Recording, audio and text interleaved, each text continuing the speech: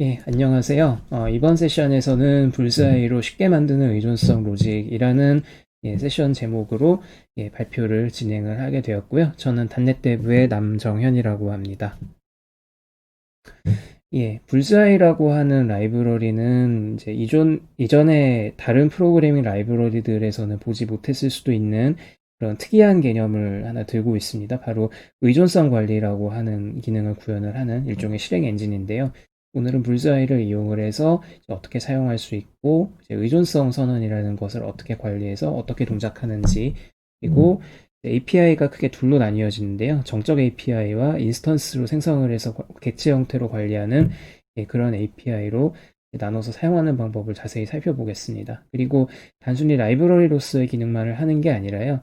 잘 연결하면 하나의 완성된 콘솔 애플리케이션을 만들어 주기도 하는데, 이 콘솔 애플리케이션을 좀 더 편하게 사용할 수 있도록 이제 윈도우와 리눅스 맹용 실행 스크립트를 어떻게 제작할 수 있는지에 대해서 살펴보도록 하겠습니다. 마지막으로는 간단한 예제를 통해서 불자이를 실제로 어떻게 사용하면 좋을지에 대한 좀 더 상세한 내용까지 살펴보고 이번 세션을 마무리하려고 합니다.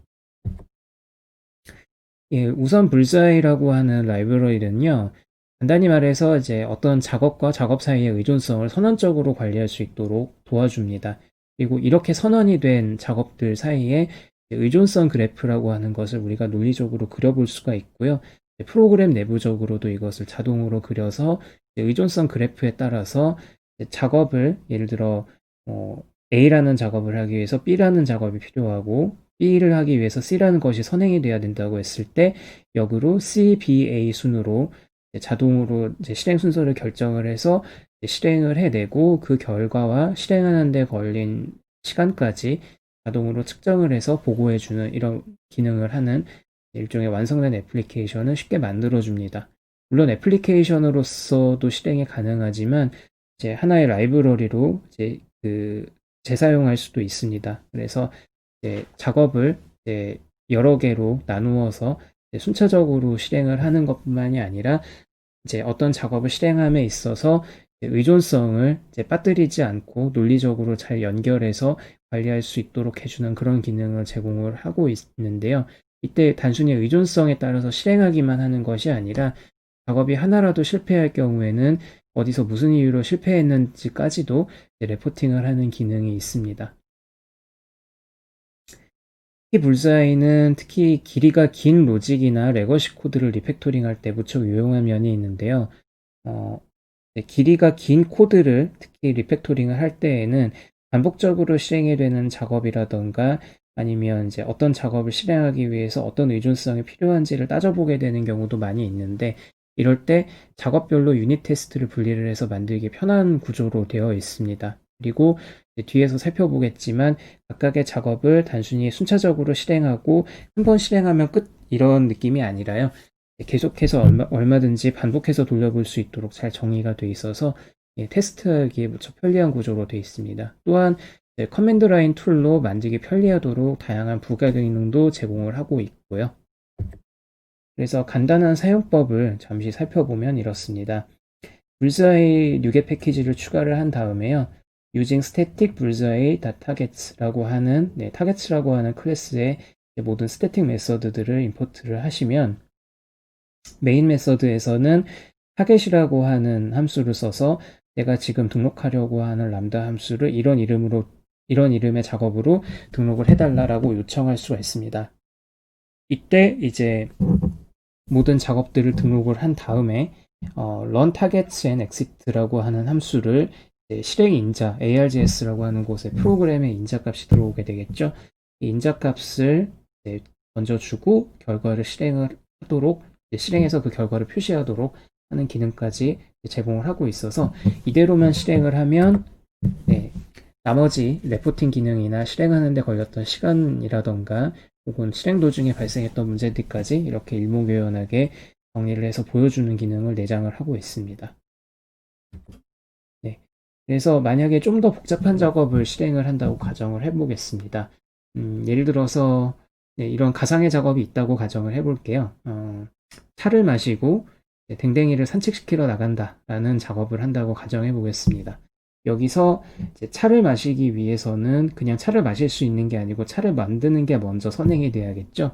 그래서 makeT라고 하는 함수를 이제 makeT라고 하는 작업을 등록을 먼저 해주고, 이 makeT라고 하는 것이 드링크티를 수행하기 위해서 선행이 돼야 된다라고 depends on이라고 하는 함수를 이용을 해서 선행 관계를 표시를 해주고, 드링크티와 워크도그 사이는 서로 연결된 작업은 아니지만 이제 차를 먼저 마시는 것이 선행이 돼야 되기 때문에 뒤에 보시면 디폴트라고 하는 부분에서 depends on으로 드링크티를 먼저 하고 워크도그를 나중에 한다라고 정의를 하고 있죠. 그래서 이 순서대로 따라가 본다면 처음에는 디폴트라고 하는 작업을 먼저 우리가 실행하도록 요청을 하면 자동으로 이 작업을 먼저 찾게 되고요.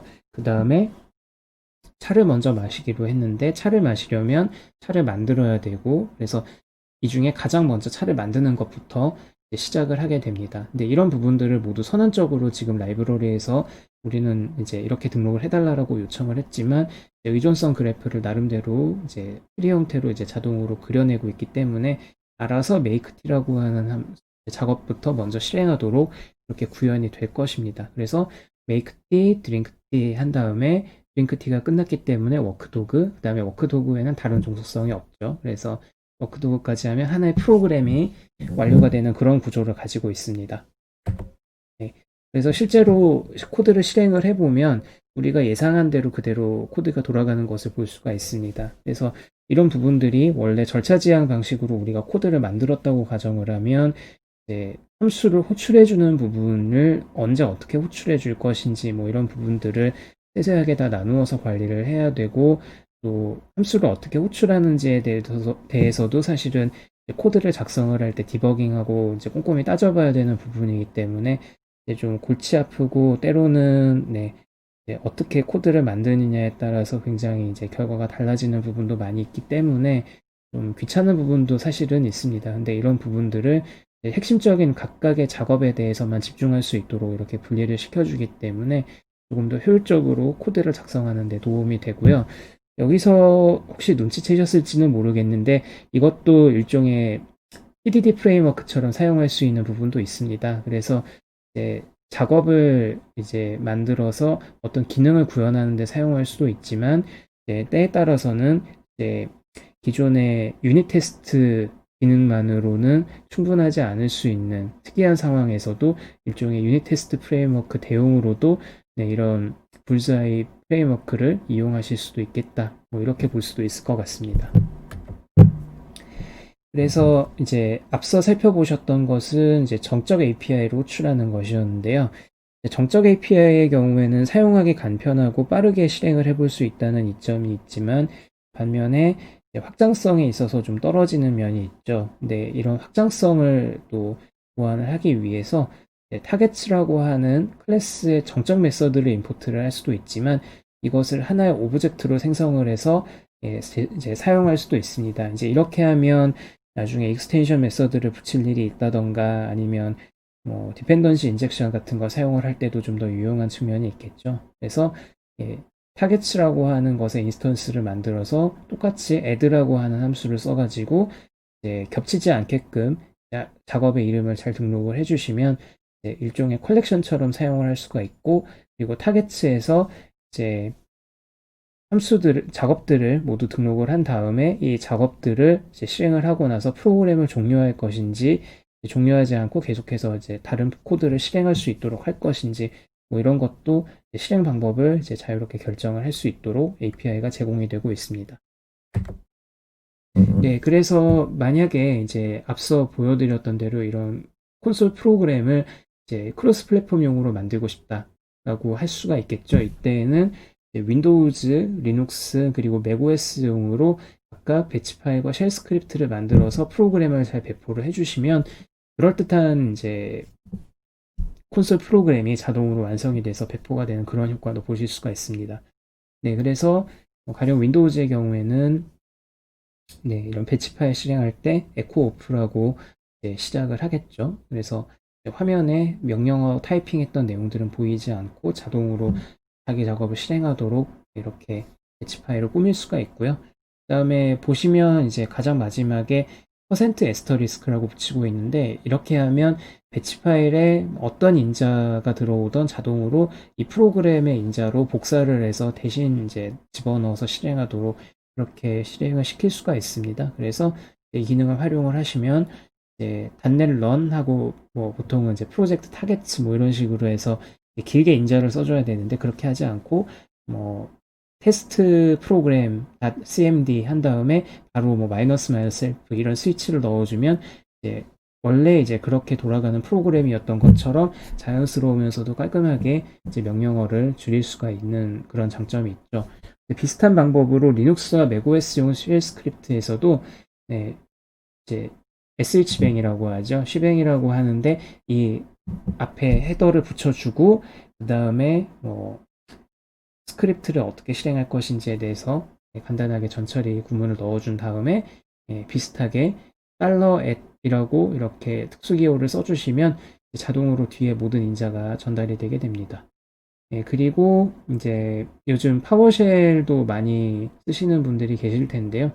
파워쉘도 이제 윈도우즈 파워쉘뿐만이 아니라 파워쉘 코어 6.0 이상으로 타겟을 잡으시면 파워쉘만 설치가 되어 있으면 스크립트 하나로 이제 윈도우즈, 맥OS, 리눅스를 모두 지원을 할 수가 있어서요. 그때도 지금 화면에 보시는 것처럼 스크립트를 만들어 주시기만 하면 간단하게 이런 3개 OS를 동시에 지원하는 그런 스크립트를 제작을 할 수가 있습니다. 그래서 간단한 예제를 조금 더 살펴보고 실제로 어떻게 활용할 수 있는지 돌아가는 예제를 한번 보면서 말씀을 드려보도록 하겠습니다. 간단한 이제 샘플 코드를 그 데모를 보여드리기 위해서 준비를 해보았는데요. 이제 웹사이트에 있는 HTML 페이지를 받아와서 단어의 개수를 세고 그 결과를 보여주는 이런 간단한 로직을 만들어 봤습니다. 그래서 실행하는 순서를 보면 디폴트라고 하는 것을 먼저 찾는다라고 말씀을 드렸죠. 근데 디폴트에서 먼저 단어를 세는 작업을 하고 싶다라고 지금 의존성을 정의를 했는데, 사실 이것은 뒤에 오는 이 디폴트 함수의 본문에서 단어의 개수가 이제 몇 개인지 세서 그 결과값을 보여달라라고 하는 이 워드 카운트라고 하는 변수의 값을 받아오기 위해서 calc 워드 카운트라는 작업을 먼저 실행을 하고 있어야 된다라고 지금 의존성을 명시를 했죠. 이제 워드 카운트를 그래서 세기 위해서는 어딘가에서 데이터 소스를 받아와야 되는데, 이때 이 받아오는 동작을 다운로드 컨텐트라고 하는 그런 함수로 작업을 이제 등록을 해서 이 작업을 먼저 실행해 달라라고까지 이렇게 의존성 그래프를 그리고 있습니다. 그래서 다운로드 HTML 컨텐트 이 부분을 보시면 이제 뒤에서도 마지막에 잠깐 말씀을 드리겠지만 async task 함수로 잘 정의를 할 수가 있습니다. 그래서 HTTP 클라이언트, 그 기본 내장 클라이언트에서 웹 크롤러라고 하는 이 웹사이트에 있는 HTML 페이지를 받아와서 이제 내용을 문자열로 받아오고, 그 다음에 HTML 어질리티 팩이라고 하는 이 라이브러리를 지금 사용을 할 겁니다. 이 라이브러리를 접하신 분들도 많이 계실 텐데요. 이 라이브러리는 간단히 말해서 원래는 마이크로소프트 엣지나 뭐 파이어폭스나 크롬이나 이런 브라우저들을 직접 이용을 하던, 아니면 헤드리스 브라우저를 써서 그 가상 돈만 메모리에 만들어서 브라우저 동작을 흉내내는 그런 그 가상의 HTML 파서를 이용하는 그런 작업들을 해야만 제대로 HTML 컨텐츠를 다룰 수가 있는데, 이제 그런 무거운 어떤 의존성에 기대지 않고 곧바로 이제 HTML 페이지 자체를 단넷 런타임의 능력만을 이용을 해서 바로 분석을 해서 HTML 태그에서 원하는 정보를 노드 단위로, 태그 단위로 뽑아올 수 있도록 하는 그런 라이브러리라고 할 수 있습니다. 그래서 이 라이브러리를 써서 이 웹페이지에서 순수하게 HTML 태그가 아니라 텍스트 부분만 발췌를 해와서 이제 그 텍스트의 전체 워드 카운트를 세는 그런 동작을 해보는 겁니다. 그래서 이제 HTML 페이지를 불러오고 이제 도큐멘트의 모든 그 이너 텍스트, 일반 텍스트를 이제 가지고 온 다음에요. 이 이너 텍스트의 이제 HTML 컨텐트 이 부분을 이제 스트링으로 대입을 하게 되면 당연히 이 작업이 끝난 이후에 이제 워드 카운트를 세기 위해서 이런 공백 문자들로 단어들을 나누어서 그다음에 워드 카운트를 세시오라고 지금 실을 썼습니다. 그러면 최종적으로는 이 워드 카운트의 원하는 우리의 데이터가 들어가게 될 것이고요. C# 최신 버전 기준으로는 네, 이제 에이싱크 메인도 이제 가능하게 됐죠. 그래서 이제 이 모든 작업들을 비동기로 실행을 하고 작업이 끝나면 프로그램도 같이 종료해달라. 그리고 ARGS라고 하는 요 변수를 그대로 전달을 해서 프로그램에 다양하게 들어오는 인자들을 모두 불사이에 들어오는 인자로 취급을 해서 처리하게끔 하는 것까지 기능을 담고 있습니다. 그래서 한번 실행을 해보도록 하겠습니다.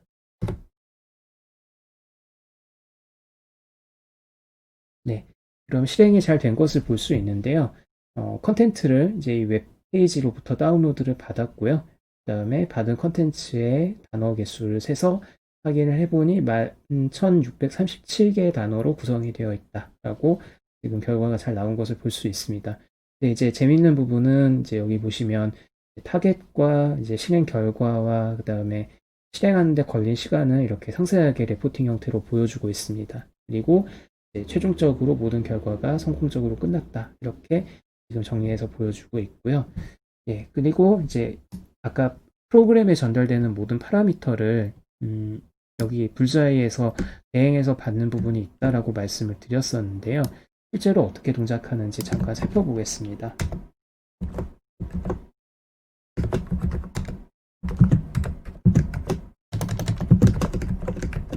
예, 이제 이 위치에 프로그램이 컴파일이 되어 있으니까요.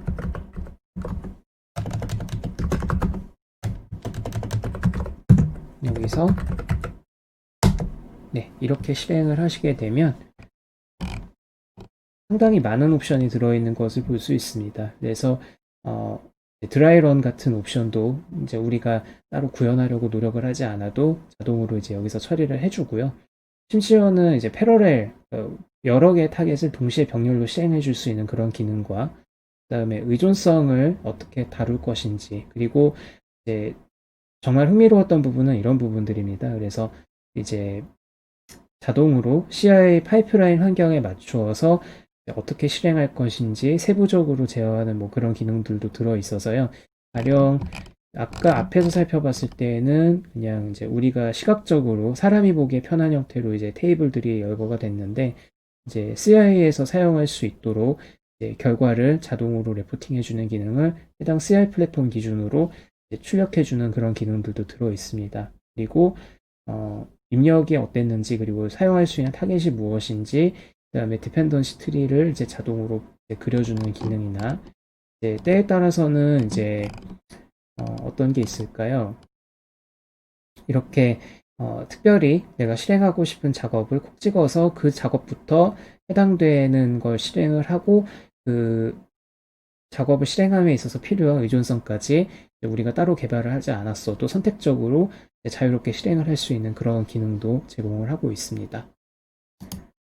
예, 그래서 이제 우리가 작성을 한 코드는 단지 요 정도입니다. 근데 상당히 많은 기능이 이 불즈의 프레임워크를 통해서 이미 구현이 되고 있고요. 앞서 말씀드렸던 것처럼 이렇게 그 간단한 쉘 스크립트나 배치 파일 같은 것을 미리 잘 만들어 두시면 이제 좀 더 편하게 유연하게 그런 기능들을 확장을 해서 잘 가다듬어진 형태로 커맨드 라인 툴을 작성을 해서 배포할 수 있는 그런 기능들도 제공을 하고 있어서 무척 편리하게 사용할 수가 있다라는 그런 특징이 있겠습니다. 네, 그래서 이제 좀 더 많은 정보를 찾아보고 싶으시다 하시는 분들을 위해서 두 가지 링크를 공유를 해드리면 일단 이 프로젝트는 당연하게도 오픈소스 프로젝트입니다. 그래서 기본적인 사용법이나 활용 방법, 컨셉 같은 것들은 모두 readme.md 파일 안에 들어 있습니다. 그래서 이 오픈소스 프로젝트가 있는 GitHub 리포지터리를 보시면 유겟으로 지금 패키징이 돼서 배포가 되고 있는 것을 보실 수 있고요. 아까 제가 예제에서 보여드렸던 것과 같이 간단한 코드를 작성을 하면 쉽게 CLI 프로그램이 완성이 되고요. 그 다음에 의존성을 정의하는 방법과 그리고 제가 오늘 간단하게 설명을 해서 다 말씀드리진 않았지만 이런 작업들을 하나만 실행을 하는 것이 아니라 반복이 되는 인자를 이와 같이 반복적으로 지정을 할 수도 있고요. 더 나아가서는 이런 예, API도 있다라고 말씀을 드렸고요. 다시 슬라이드로 돌아와서 보겠습니다. 그러면 이제 그럼 에이싱크 함수도 혹시 지원이 되지 않느냐라고 궁금해 하실 수도 있는데 그때도 이제 이렇게 잘 사용하실 수 있습니다. 그래서 C# 최신 버전에서는 이렇게 그 람다 함수에도 async await을 쓸 수가 있죠. 그래서 async await 이제 이 함수를 사용을 해서 이제 비동기로 실행이 되는 작업도 이렇게 불자의 프레임워크 안에서 잘 실행할 수 있다는 예제도 보실 수 있습니다. 네, 제가 준비한 내용은 여기까지이고요. 좀 더 궁금하신 사항이 있거나 알고 싶으신 부분이 있다면 저희 단넷대부 포럼에 질문을 남겨주시면 많은 도움을 드릴 수 있도록 하겠습니다. 이번 세션은 여기까지이고요. 뒤이어지는 세션도 많이 시청해 주시면 감사하겠습니다. 고맙습니다.